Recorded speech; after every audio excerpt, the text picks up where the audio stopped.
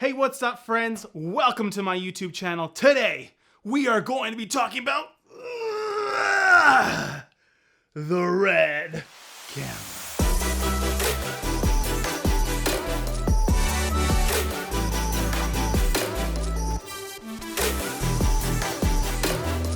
Hey friends, what's up? My name is Jeff Heath. Thank you so much for joining me on my YouTube channel today. Would love if you like and subscribe and add a comment. You can do that right now. Pause. You can comment something before you even know what we're talking about. Do whatever you like, but would love if you subscribe. Hit that little notification bell so you know when the video drops. All right, let's get into it. This right here, ladies and gentlemen, is the Red Dragon X. This camera is something I have dreamed of having since I first started filmmaking. Who knew that a glass-making company in Oakley would create one of the best cinema cameras out there? Arguable. I love it. I've wanted it ever since I started filmmaking. And here I am. I bought it right away. That's not true. It took me 10 years to get up to this camera. And even now, I'm like, ugh. It's here. I have it. It's so pretty. Today, I just wanted to go over the actual cost of owning a Red camera.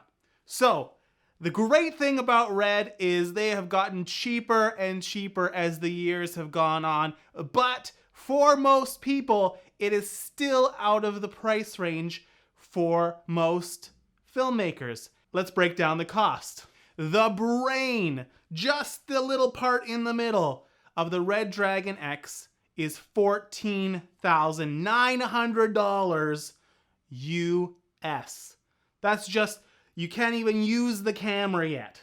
Then you gotta buy all the little accessories on top. So I bought the kit. With the kit, you get the brain, you get the back plate here, you get the battery mount, you get the side handle, you get a little monitor, and you get 2 batteries plus a lens and a case for $19,000 plus USD. Not a cheap setup by any means. Here's where the craziness starts for me. So you have a $20,000 camera and you think this is gonna be great. Here's some quick things I learned. Bare bones, this camera is amazing without anything set up. But as soon as you step up into cinema camera range, there's cinema camera prices on everything that you want to accessorize your camera with. So let's break it down. When I first got the camera came with, hang on, I'll show you. The camera came with this tiny little 4.5-inch monitor which screws onto the top of the Red. I quickly found that it was too small, especially out in the sunshine where I mostly shoot outdoors, to see things and to control things and to know when I'm in focus. It just wasn't working for me. So right away, I had to buy, thankfully they just came out with it, the SmallRig Cine 7 with Red control. So what that does is it allows me, ooh, that was a big burp, shouldn't have had dinner.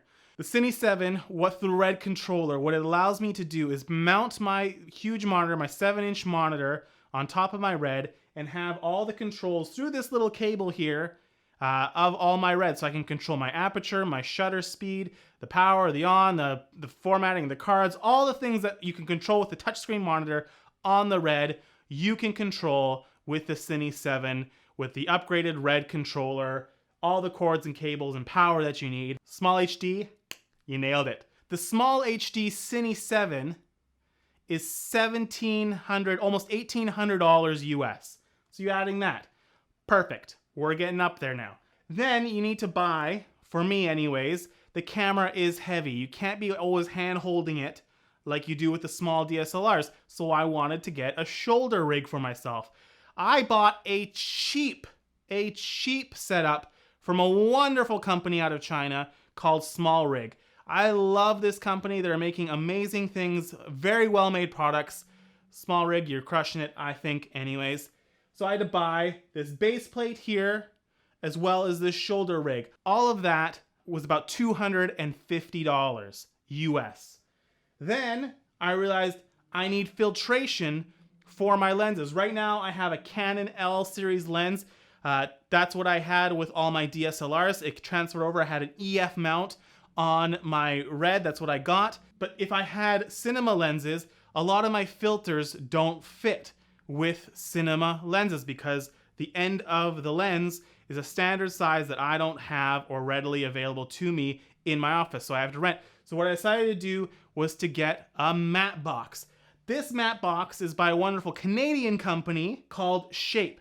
Shape has this nice carbon fiber matte box, which has a 2-stage slide matte box filter, stage the slide thing at the front, swing away matte box, carbon fiber, really well made.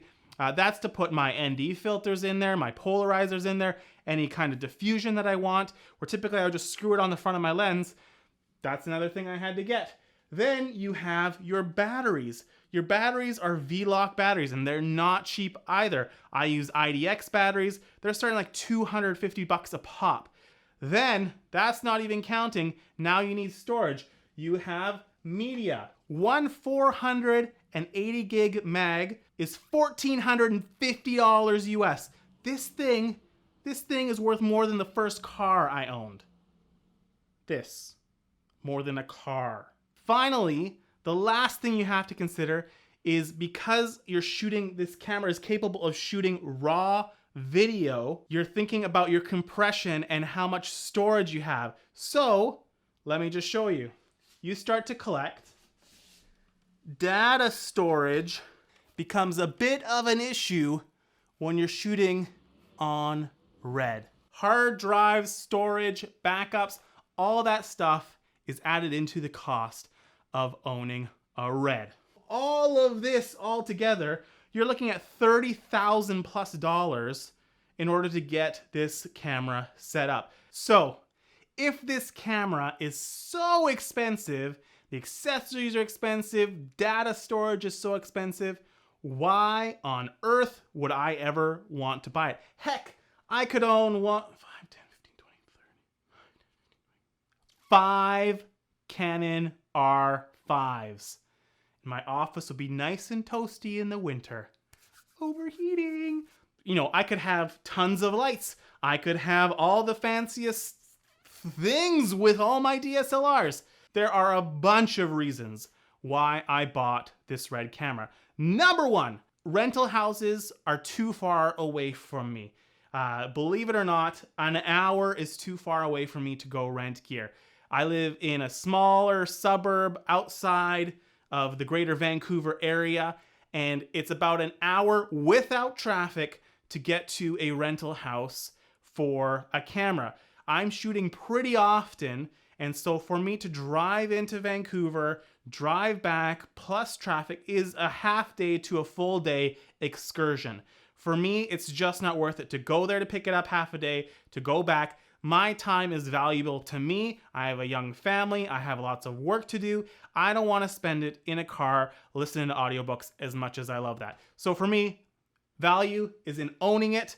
I have it right here whenever I want it. I don't have to drive anywhere to get it. Secondly, the image out of the Red Dragon is incredible.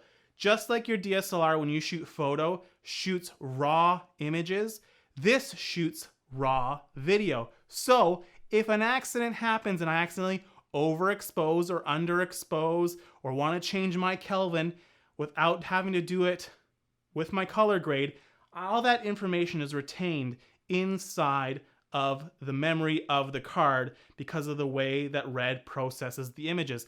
I know there's other cameras out there that are coming out with raw capabilities. Canon, which I'm shooting right now on my 1DX, their Cine cameras have raw light like the C200. It's still not the same as shooting raw, true raw, on a Red camera. As well, you have tons of stories now of newer cameras coming out with raw capabilities in a DSLR format. But then you have the thing that's going crazy right now is overheating issues or record time limits. Red does not have a record time limit. It's not going to overheat when it's shooting even at 6K 1-to-1 compression raw. It will run and it will run and it will run. Mostly because it has fans that cool it down. That's what a camera should have. Thirdly, This camera is all modular, so I can take things on and take things off. I can compress it down to just a handle and a lens and a monitor, and I can run and gun it like that.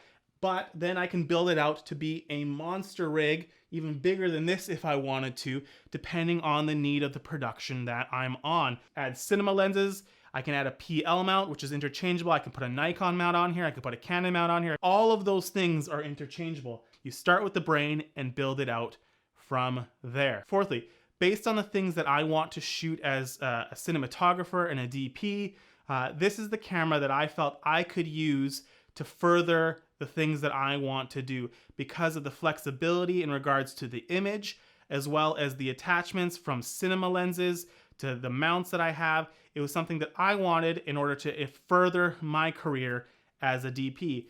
Believe it or not, walking onto set with a DSLR versus walking onto a Red, there is a stigma, or there is a view that people will have at you. I made the joke that people think you're a badass because you own a Red. They kind of do.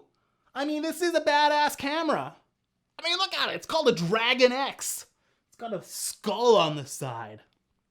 That's pretty badass. I don't know any of the cameras that have a skull on the side.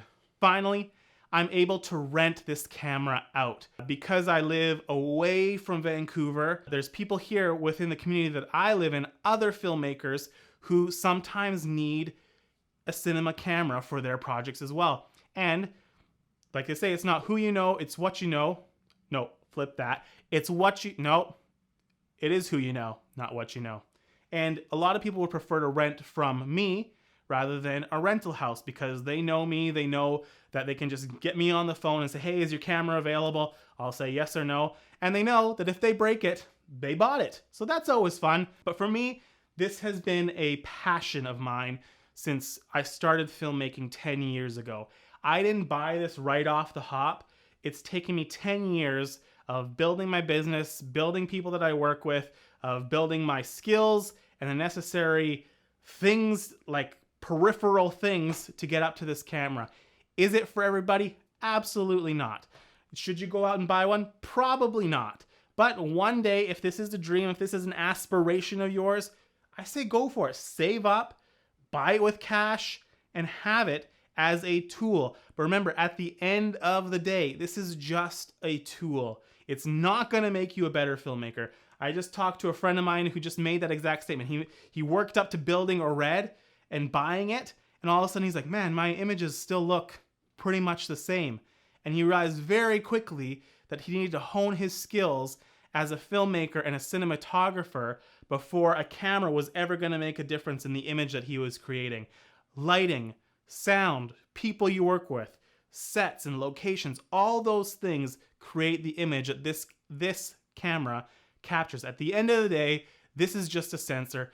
This is the creative piece. This is what's going to make your videos better. So, all that to say is, yes, this is crazy. Yes, I'm super pumped to have it, but work hard at honing your craft, work hard at being a better filmmaker, and work hard at pointing at the camera when you say things. Anyways, friends, I'm Jeff Heath. Thank you so much for joining me on my YouTube channel. Hopefully you learned a little something today. Would love if you comment, like, and subscribe to this page. Let me know about your thoughts about Red cameras. What are you using? What are you shooting on? Is this something that you want to own one day?